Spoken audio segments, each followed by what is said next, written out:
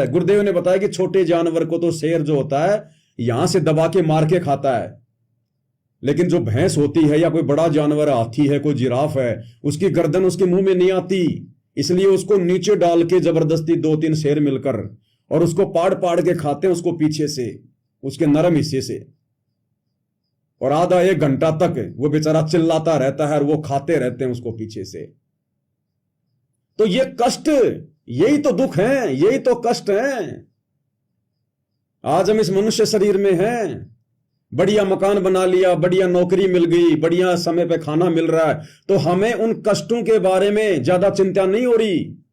ये काल का बहुत बड़ा जाल है। ये मनुष्य जन्म प्राप्त होते ही हम सारे पिछले कष्टों को भूल जाते हैं, और परमात्मा इसीलिए सतगुरु रूप में आते हैं, आप और हमें वो ज्ञान इसीलिए सुनाते हैं कि वो कष्ट सदा हमारी आंखों के सामने रहे, कि आज यदि मैं पार नहीं हुआ इस जन्म में, क्योंकि सतगुरु के सतलोक जाने के बाद तो कोई मुक्ति की उम्मीद मत करना बिल्कुल भी। जब धनी लेने आया है और हम उसके साथ जाने को तैयार नहीं है, तो जब धनी यहां से चला जाएगा फिर हम कैसे निकल जाएंगे यहां से। तो हमने जो भी जोर लगाना है, जो भी सिर धड़की बाजी लगानी है वर्तमान में गुरुदेव के रहते सहते, कि हे परमात्मा आप अपने रहते सहते हमारा शरीर छुड़वा के हमें यहां से निकाल दो। हमारे अंदर इतना भी भय होना चाहिए, भले हम कितनी मर्यादा में रहें, लेकिन फिर भी यह भय होना चाहिए कि मेरे से पहले गुरुजी ना चले जाएं सतलोक। हे परमात्मा अपने रहते सहते अपने दास को निकालो यहां से। इस कदर हमने तैयार होना है। ये बेटा बेटियों को परमात्मा संभालेगा, ये हमारे नहीं है, उसके हैं, ये आत्माएं उसकी हैं। जैसे आज आप और हमें संभाल लिया, किसी जन्म में हमारे माता पिता जो किसी जन्म में थे सतगुरु की शरण में थे, उनको भी इसी प्रकार की कोई चिंता वगैरह होती थी कि हमारे बाद हमारे बच्चों का क्या होगा। लेकिन जैसे आज हमें परमात्मा ने संभाल लिया ना, उन माता पिता के हम बच्चों को आज भगवान ने संभाल लिया, अपने शरण में ले लिया, मौका दे दिया। ऐसे ही हमारे बच्चे यदि भक्ति करेंगे तो ये भी हमारे पीछे पीछे आ जाएंगे। अभी तो मौका है, और अगर किसी कारण से पार नहीं हुए तो भक्ति का बीज तो डल ही गया, परमात्मा की शरण में तो आए गए। जैसे आज हमें परमात्मा ने संभाल लिया, किसी जन्म में मालिक उनको भी संभालेगा, और 84 में नहीं जाने देगा, गधा कुत्ता सुअर नहीं बनने देगा, शेर के हाथों नहीं लगने देगा, बेड़ियों के हाथों नहीं लगने देगा। जो भी जन्म देगा अच्छे अच्छे जन्म देगा परमात्मा, और हर जन्म में आके संभालेगा, और इसी प्रकार से फिर उनको भी पार कर ले जाएगा। तो हमने ये नहीं सोचना कि अभी तो मैं जवान हूं, मेरे बच्चे छोटे हैं। हमने ये सोचना कि मेरा तो दाव लग जाए, उम्र का कोई लेना देना नहीं है, बूढ़ा होके मरना ये तो बिना ज्ञान के लोगों की सोच है, बिना ज्ञान के, कि बुढ़ापे में मरेंगे, बुढ़ापे में जो है वो मरेंगे। अरे आज यदि हमें अपने बच्चों का मोह व्याप्त है, उनकी चिंता है, तो बुढ़ापे में फिर हमें पोतों की चिंता लग जाएगी, फिर वो पोतियों की चिंता लग जाएगी, दोते और दोतियों की चिंता लग जाएगी। तो भाई और बहनों, ये चिंता तो कभी पीछा नहीं छोड़ेंगे, ये तो छुड़वानी पड़ेगी, पीछा छुड़वाना पड़ेगा इस ज्ञान से। और हमने इस कदर तैयार होके बैठना है कि मेरा पति, मेरा परमेश्वर, मेरा गुरु अगर आज ही विमान लेकर आ गया अचानक और कहे कि बेटा चलना है क्या सतलोक, विमान तैयार है, तो पैर में चप्पल नहीं है तो चप्पल पहनने की भी नहीं सोचनी हमने, तुरंत जाके विमान में, पीछे मुड़ के भी नहीं देखना। घर में पोता होने वाला है या घर का भी कोई मकान का कोई थोड़ा बहुत काम बाकी है या क्या है, कि भगवान पीछा छूट रहे, मालिक हे परमात्मा बहुत बड़ी मेहर करी मेरे दाता, तुरंत। हमने इस कदर यहां तैयार होके बैठना है। और हम यहां छेड़ के बैठ गए काम फैक्ट्री का, लंबी चौड़ी जो है कोठी का, प्लानिंग कर रहे हैं कि वहां हाईवे निकल रहा है, रिंग रोड निकल रही है अपने खेत के पास से, भाव बहुत बढ़ जाएंगे, उसको बेचकर वहां एक और बढ़िया सा प्लाट ले लूं, पास में दुकान खोल लूं, ढाबा खोल लूं, भाव बढ़ जाएंगे, बढ़िया पैसे आएंगे। तो वो मालिक तो अंतर्यामी है भैया, वो आएगा नहीं विमान लेके, कि अब ये तैयार है ही नहीं, अभी आत्मिक रूप से तैयार है ही नहीं, ये तो खाली जुबान से बोल रहा है कि मैं सतलोक जाऊंगा, सतलोक जाऊंगा। इसकी आत्मा तो यहीं पे ताना बाना बुन रही है, ताना बाना। तो हमने तो इस कदर तैयार रहना है, अपने परिवार को, अपने बच्चों को, अपने माता पिता को, सबको गुरुजी के प्रति समर्पित कर देना है कि गुरुजी ये तो आपकी आत्मा है, मैं तो आपका नौकर हूं। नौकर और है भी असल में हम नौकरी। परमात्मा ने उन बच्चों की हमें जिम्मेदारी दे रखी है, नौकरी दे रखी है, हम नौकर हैं गुरुदेव के। और गुरुदेव ने जो भी हमारे भाग में कुछ देना था, हम उस आधार से उन बच्चों का पालन पोषण कर रहे हैं। अरे नौकर होता है वो अपनी जेब से मालिक के बच्चों का पालन पोषण नहीं करता। उनको जैसे कोई मिठाई चाहिए, फल फ्रूट चाहिए, कोई कपड़े चाहिए, जो भी सुविधा चाहिए, तो उस नौकर को मालिक पैसे देता है और उन पैसों से फिर वो नौकर उस मालिक के बच्चे की परवरिश करता है, उसका ध्यान रखता है। तो आप और हमें जो भी कुछ मिला हुआ है, नौकरी या कोई भी काम धंधा, ये हमारे पिछली भक्ति से इस मालिक ने दे रखा है। और हमारे पास में मालिक ने अपने बच्चों को भेज दिया कि भाई तू इनका पालन पोषण कर जब तक ये समझदार नहीं हो जाते। और जिस दिन नौकर की नौकरी हटा दी जाती है, नौकर को नौकरी से हटा दिया जाता है, वो मुड़ के भी नहीं देखता उन बच्चों की तरफ। वो फिर उन बच्चों की तरफ मुड़ के भी नहीं देखता, क्योंकि उसको पता है कि ये मालिक के हैं, तेरे नहीं है, तू तो नौकर था। तो हम सतगुरुदेव भगवान के नौकर हैं, नौकर। जैसे हमारे माता पिता उस परमात्मा के नौकर थे जब हम छोटे छोटे थे, अब हम उस भगवान के नौकर हो गए जब हमारे बच्चे छोटे हैं। इसी प्रकार फिर वो बच्चे भी एक दिन परमात्मा के नौकर हो जाएंगे अपने बच्चों के। तो इस प्रकार से इस ज्ञान को आधार बनाकर हमने तो यहां से निकलने की पूरी तैयारी रखनी है। और इतनी सावधानी इस ज्ञान को आधार बनाकर हमने हर दिन ये सोचकर इस भक्ति मार्ग पर चलना है, अपने कार्य करने हैं कि मैं त्रिकुटी पर खड़ा हूं, त्रिकुटी पर। और आज मेरी परीक्षा है, परीक्षा। और आज यदि मैं परीक्षा में फेल हो गया तो मैं तो नीचे पटक दिया जाऊंगा। तो हर दिन हमने सुबह उठते ये सोचना कि मैं बिस्तर पे नहीं पड़ा, मैं इस धरती पे नहीं पड़ा।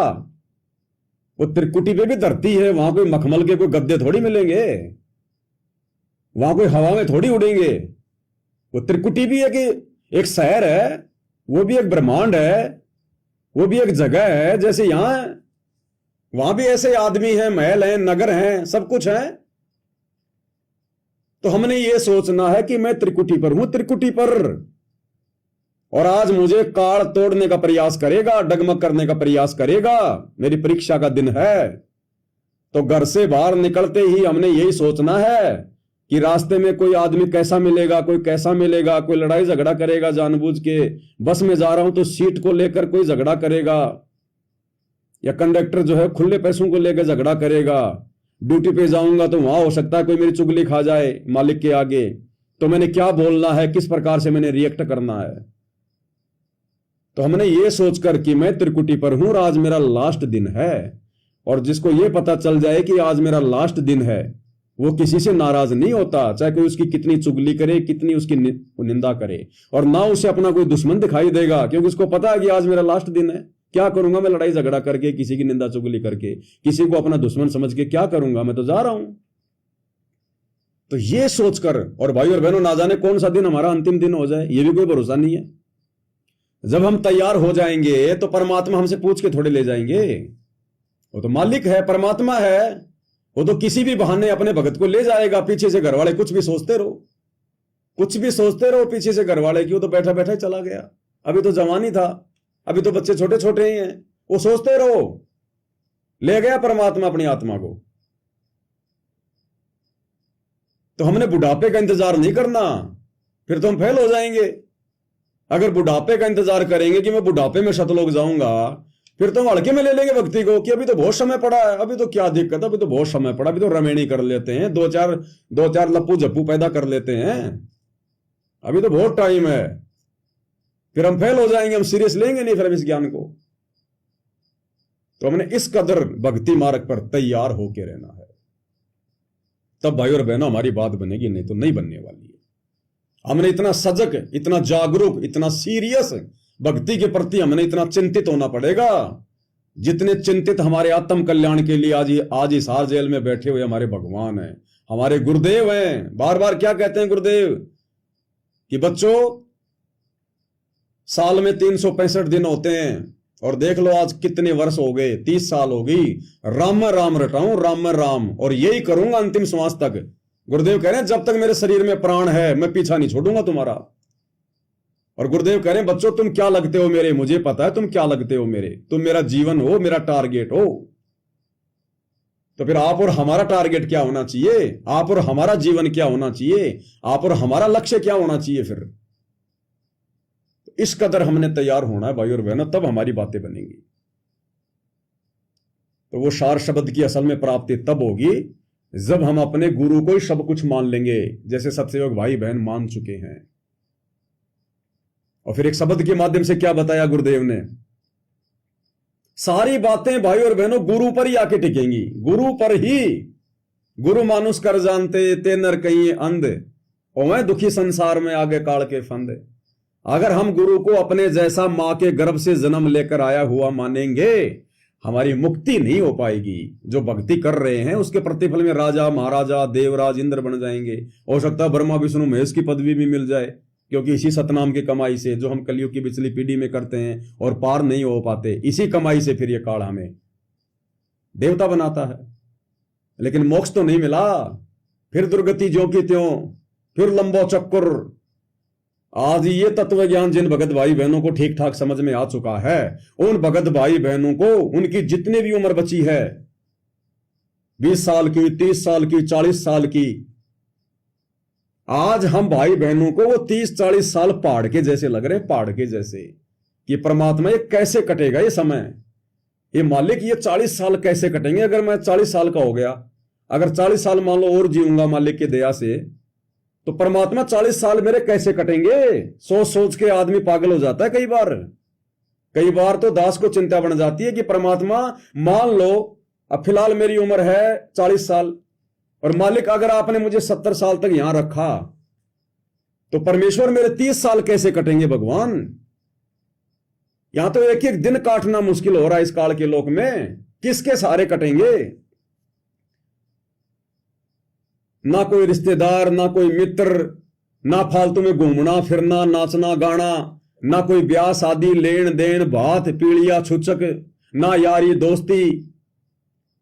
अब बताओ काल के लोक में तो आदमी इन्हीं चीजों के ऊपर तो अपना दिन काटता है कि घूम लेंगे फिर लेंगे, बच्चे की छुट्टियां मनाने चलेंगे, थाईलैंड चलेंगे, लंदन चलेंगे, शिमला चलेंगे, रिश्तेदारी में ब्याह आ गया, शादी आ गई है, 10-15 दिन उधर मौज मस्ती कर ली, फिर किसी का जन्मदिन आ गया, किसी का बर्थडे आ गया, किसी की मैरिज पार्टी आ गई, कोई किट्टी पार्टी आ गई, कोई ऑफिस में पार्टी है। आदमी यहां इस काल लोक में इन्हीं चीजों को आधार बना के तो जी रहा है, टाइम पास कर रहा है। और आप और हमने ये सारी छोड़नी, इनको छोड़े बिना हम परमात्मा को हम प्यारे नहीं लगेंगे, हमारी भक्ति नहीं बनेगी जब तक हम संसार से उल्टा नहीं हटेंगे, काल की इन परंपराओं से पीछे नहीं हटेंगे। तो बताओ फिर हम जिएंगे किस आधार से, हमारा टाइम कैसे पास होगा। तो वो आने वाले 30 साल 20 साल भगत को इस ज्ञान आधार से पहाड़ जैसे दिखाई देंगे कि भगवान एक एक दिन एक एक युग के समान, जब ये ज्ञान हो जाएगा हमें, ये तो केवल हमारा आधार ये बन गया कि हमें भगवान मिल गया, हमें परमात्मा मिल गया, और हमें कन्फर्म हो गया कि हम इसी जन्म में सतलोक जाएंगे, मोक्ष प्राप्त करेंगे, असंख्य जन्मों का झंझट हमारा मिट जाएगा, समाप्त हो जाएगा। केवल ये खुशी है हमें थोड़ी सी यहां पर, ये खुशी केवल इस उम्मीद के सारे हम यहां पर दिन काट रहे हैं। नहीं तो भाई और बहनों यहां पर जीना हराम है, ये तत्व ज्ञान होने के बाद। भगत को हंसने की तो फुर्सत नहीं है यहां पर, हंसने की तो पल पल एक चिंता बनी रहेगी, टेंशन। या दुनिया सुख से सोवे, थारा दास उठ कर रोवे। या दुनिया सुख से सोवे, थारा दास उठ कर रोवे। मेरा मेटो आवन जान हो जान, या करियो मेहर जरासी। मेरा मेटो आवन जान हो जान, या करियो मेहर जरासी। या दुनिया सुख से सोवे, क्योंकि दुनिया को तो तत्व ज्ञान नहीं है, दुनिया हकीकत से परिचित नहीं है। दुनिया को वो तपस्या का कष्ट दिखाई नहीं देता, 84 लाख योनियों का कष्ट दिखाई नहीं देता। दुनिया को तो काल ने दुनिया के झूठे रंग में उलझा रखा है, इसलिए दुनिया तो मस्त होके सो रही है और थारा दास उठकर रोवे, क्योंकि दास को परमात्मा ज्ञान करवा देता है कि बेटा तेरा यहां कोई नहीं है, सब झूठा सुख है, मोक्ष नहीं हुआ तो दुर्गति होगी। इसलिए वो दास उठकर रोवे, यानी पल पल वो चिंता में रहेगा, पल पल टेंशन रहेगी उसको कि मेरा सहारा कौन है मेरे गुरुदेव के बिना, मेरा कोई ना सहारा बिन थारे, गुरुदेव धनाना वाले, मेरा कोई ना सहारा बिन थारे, गुरुदेव धनाना वाले। और हमारा गुरुदेव के अलावा कोई सहारा नहीं है, यहां पर हकीकत है ये, हमारा कोई सहारा नहीं, हम लावारिस हैं यहां पर, लावारिस लावारिस, कोई हमें पानी की पूछने वाला नहीं है यहां पर। थोड़ा बहुत हमारा जो ठीक ठाक जो काम चल रहा है ना, केवल गुरुदेव के आशीर्वाद से, उनकी विशेष रजा से चल रहा है, और हमारा कोई संगी साथी नहीं है यहां। और जब तक हम सबसे पीछा नहीं छुटवा लेंगे और केवल अपने गुरुजी को ही अपना अंतिम विकल्प नहीं मानेंगे, अंतिम सहारा नहीं मानेंगे, अगर हमें कोई सहारा दे भी तो भी हम नहीं लेंगे सहारा, तो भी नहीं लेंगे हम, नहीं भाई अब तो गुरुजी के चरणों में जीना और गुरुजी के चरणों में मरना।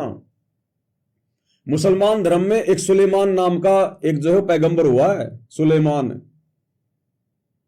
और वो परमात्मा पे आश्रित था। अच्छी आत्मा होती है, परमात्मा उनके साथ में रहता है, लेकिन काल उनका दुरुपयोग करता है। तो एक बार उसको सजा दी जा रही थी किसी झूठे मुकदमे में, सजा कि इसको जलती हुई आग में डाला जाए, जलती हुई आग में।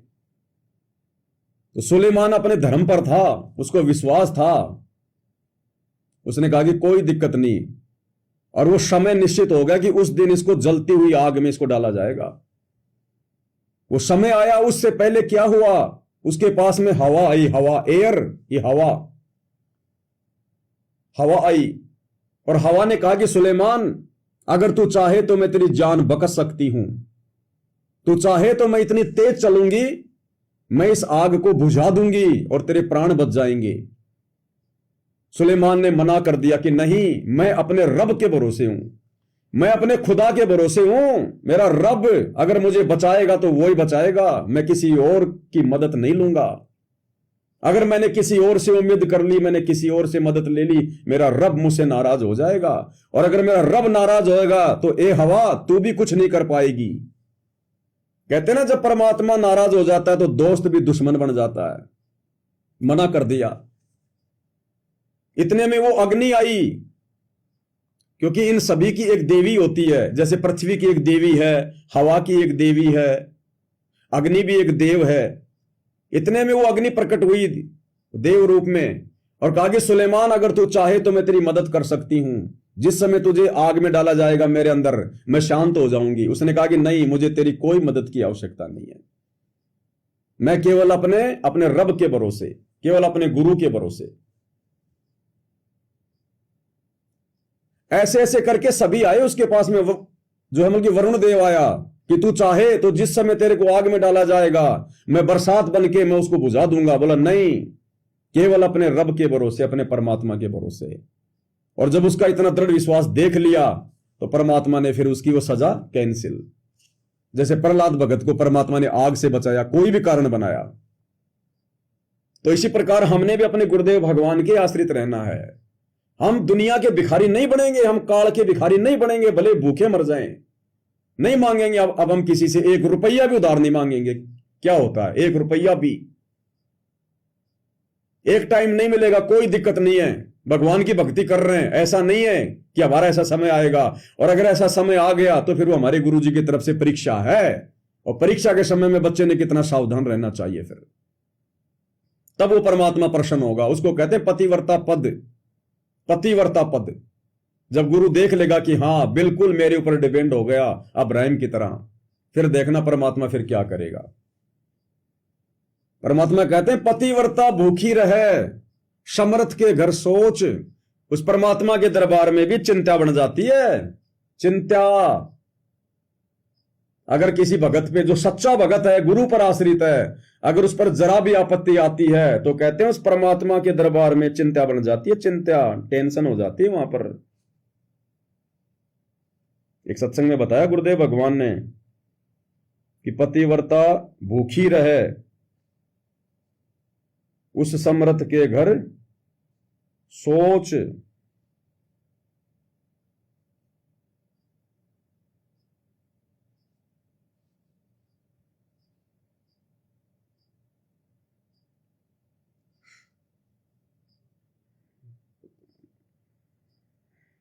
दिखाते हैं आपको परमेश्वर की दया से।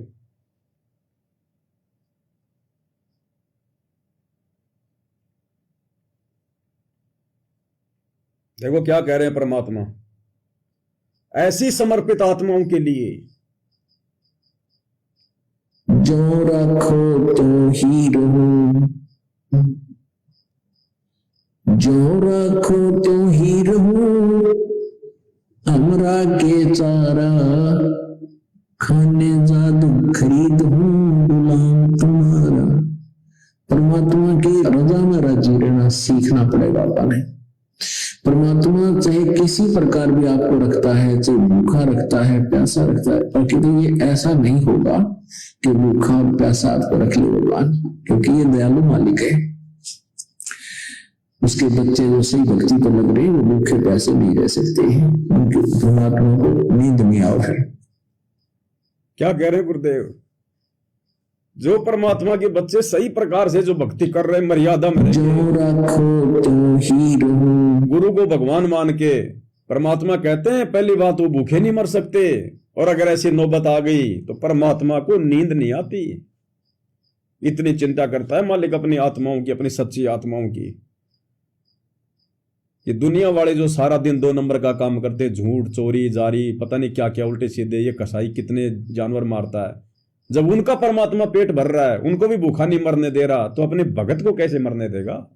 भगत के लिए तो परमात्मा कहते हैं अगर कोई सच्ची भक्ति कर रहा है तो परमात्मा कहते हैं वो आत्मा मुझे इतनी प्यारी लगती है मेरे तन की।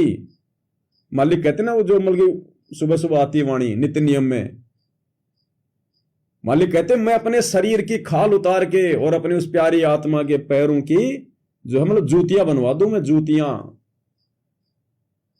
लेकिन हमने इतना समर्पित होना पड़ेगा गुरु जी पे, हमारा इतना विश्वास होना चाहिए हमारे भगवान के ऊपर कि गुरु जी के अलावा कुछ नहीं, तब हमारी बात बनेगी। क्या कह रहे हैं ऐसा लगता है कि जो रखो तो ही रहो, जो रखो तो ही रहो, हमरा के चारा खाने जादू खरीद हूं गुलाम तुम्हारा। परमात्मा की रजा में राजी रहना सीखना पड़ेगा अपने। परमात्मा चाहे किसी प्रकार भी आपको रखता है, चाहे भूखा रखता है, प्यासा रखता है, पर तो ये ऐसा नहीं होगा कि भूखा और प्यासा आपको रख ले भगवान, क्योंकि ये दयालु मालिक है। उसके बच्चे जो सही भक्ति पर लग रहे हैं वो भूखे प्यासे नहीं रह सकते हैं, उनके परमात्मा को नींद नहीं आओ। फिर इतना दयालु मालिक है। कहने का मतलब भाई और बहनों, अब हमने इतना समर्पित होना पड़ेगा। अगर आपने अपने मकान का काम शुरू कर दिया और अगर पैसे की तंगी के कारण आप उसका गेट नहीं चढ़वा पा रहे, अगर आप उसके किवाड़ नहीं चढ़वा पा रहे, तो किसी से उम्मीद की मदद मत करना, किसी से आगे हाथ मत फैलाना। उस दरवाजे के लिए, उस किवाड़ के लिए, उस गेट के लिए हाथ नहीं फैलाना कि जिस प्रकार परमात्मा ने मेरा इतना मकान बनवाया है, आगे मेरा परमात्मा ही मेरा गेट जो वो चढ़वाएगा, मेरा दरवाजा मेरा परमात्मा ही चढ़वाएगा, वो ही करेगा व्यवस्था। अपने खुद के पैसों से गेट चढ़ाऊंगा मैं, किसी से नहीं मांगूंगा, ना जगत से ना भगत से। मांगना तो मांगना ही होता है, चाहे किसी से मांग लो, अन्यथा फिर हमने समर्थ पे कहां फिर हमने विश्वास किया। अगर हमने रिश्तेदार से मांग लिया भाई देना 20,000 रुपये उधार, देना भाई 1 लाख रुपए उधार, वो दे देंगे, काल दिलवा देगा उनसे, लेकिन सूक्ष्म रूप में हमें ठग लेगा। हमने उस रिश्तेदार से नहीं मांगे, हमने ब्रह्मा विष्णु महेश से मांग लिए, हमने हनुमान जी से मांग लिए, इन देवी देवताओं से मांग लिए, हमने इनके आगे हाथ फैला दिया। क्योंकि आप जिन अनुपदेशी लोगों से पैसा ले रहे हो, उधार मांग रहे हो, वो किसके पुजारी हैं? वो किसको अपना इष्ट मानते हैं? क्योंकि वो किससे मांग रहे हैं आगे, वो किससे ले रहे हैं, वो किसको अपना भगवान समझ रहे हैं कि हमें कौन दे रहा है। और हमने यदि उन लोगों से मांग लिया तो हमने किसका दिया हुआ लिया? 100 वर्ष सतगुरु की पूजा, एक दिन अनुपासी, वो अपराधी आत्मा पड़े काल की फांसी। अगर किसी का पिता सेठ है, धनी है, और किसी कारण से यदि वो पिता अपने उस बच्चे को धन नहीं दे रहा है, पैसा नहीं दे रहा है, तो नहीं दे रहा तो उसका भी तो कोई कारण होगा ना। या तो बच्चे को ज्ञान नहीं है, या बच्चा जो है की बर्बाद करता है। जिस कारण से वो धनी पिता अपने बच्चे को पैसे नहीं दे रहा, क्या उसको पता नहीं है? और यदि फिर वो बच्चा किसी और के आगे हाथ फैलाए उस धनी का बच्चा होके, और जब उस धनी को इस बात का मालूम चलेगा तो धनी कितना दुखी होगा, कितना दुखी होगा फिर वो। तो यदि हमें अभी तक गुरुदेव नहीं दे रहे हैं तो या तो हमारी भक्ति में कोई कमी है, हमारी श्रद्धा में कोई कमी है, हमारी मर्यादाओं में कोई कमी है। तो हमने उन चीजों की ओर देखना चाहिए, उनको ठीक करना चाहिए। सतगुरु के दरबार में कमी कहें की नाए, हंसा मौज न पावता तेरी चूक चाकरी माए। परमात्मा में कोई कमी नहीं है, इसकी रजा में कोई कमी नहीं है। हमारी सेवा भाव में, हमारी भक्ति में, मर्यादाओं में कोई चूक चाकरी हो रही है, त्रुटि हो रही है।